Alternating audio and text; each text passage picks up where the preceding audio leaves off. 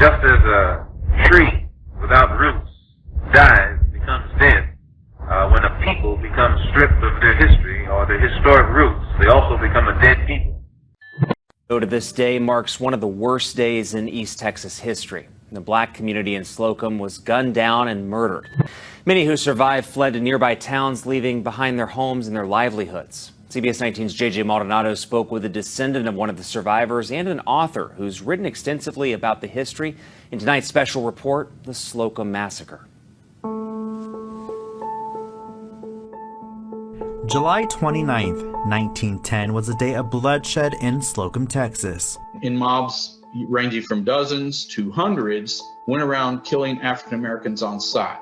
Newspapers from around the state and country documenting one of the worst days in East Texas history. Starting on the 29th and going into the 30th and then residually into the 31st, mobs of white folks who cut the phone lines in the area. There were phones.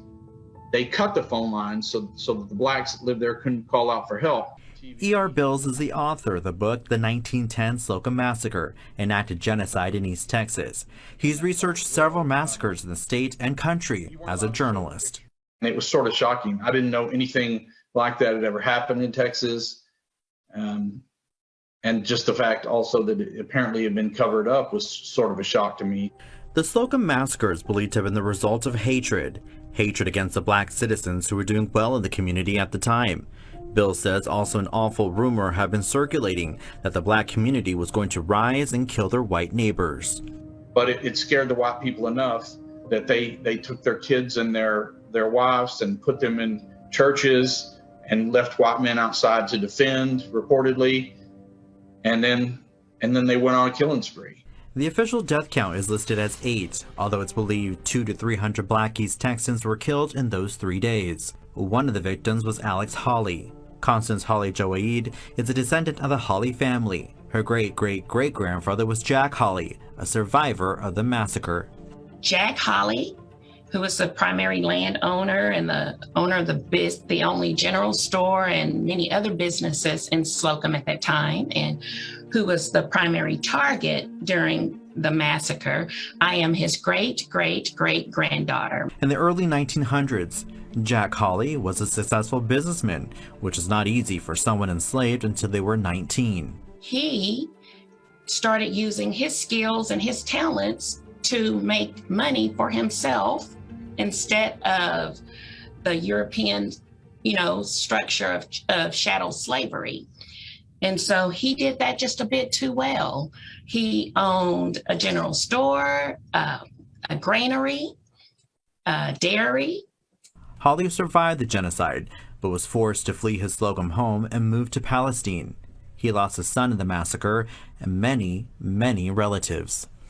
Having to lose a child and having a child shot and wounded like that, I can't imagine what that feels like. I have 2 children and I don't want to think about that.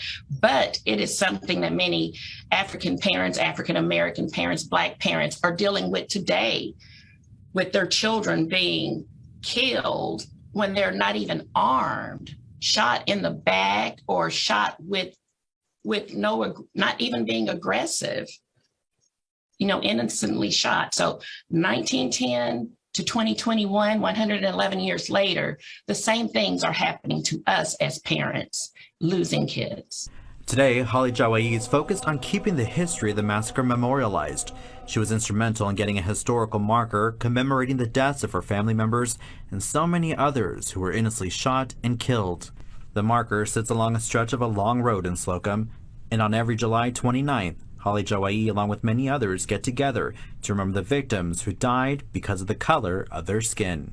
From the Slocum Massacre, I would like everyone to know the importance of remembering, regardless of what others around you tell you to do. And if a people forgets their history or forget their history, they are destined to repeat it. And we don't want that. We don't want that. We got you covered, East Texas. J.J. Maldonado, CBS 19. Constance Hawley Joaid says she, along with Bills through their research, have been able to locate possible additional burial sites where it's believed many victims who were killed in the massacre are buried. The only solution is separation. Are there any trends within the black community, such as higher crime rates or higher illegitimacy rates, that could explain their position vis-a-vis whites? And can those be explained by some dominant social group? No. No to the first one, or the No second one? No to both. So there's no. I mean, there's a propagandistic mechanism that's afloat about, black illegitimacy and black criminality. I guess it depends on what kind of crime you have in mind. If we think about which community in the United States has the highest degree of history of violence, that's unquestionably white Americans. Unquestionably.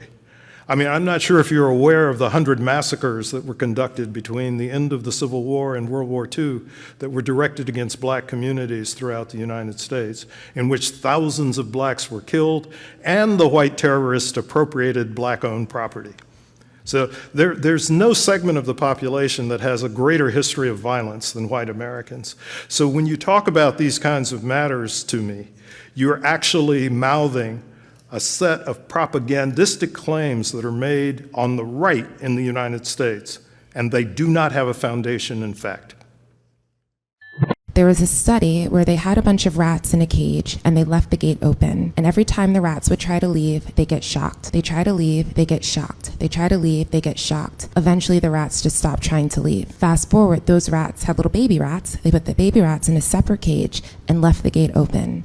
And they never tried to leave. They'd never been shocked, they'd never experienced that same trauma, yet they still acted in that same way. And that's how we understand epigenetics. Trauma and response patterns can be passed down to us. This isn't just through generations, it could be through lifetimes, also something that may have happened in our childhood. What situations in our lives are we keeping ourselves in when the gate is wide open? If it is your birthright to live the most expansive, joy-filled, love, and engaging life ever, where are you staying stuck where the gate is wide open? And where do we find and expand our perception to the possibilities that are outside this gate?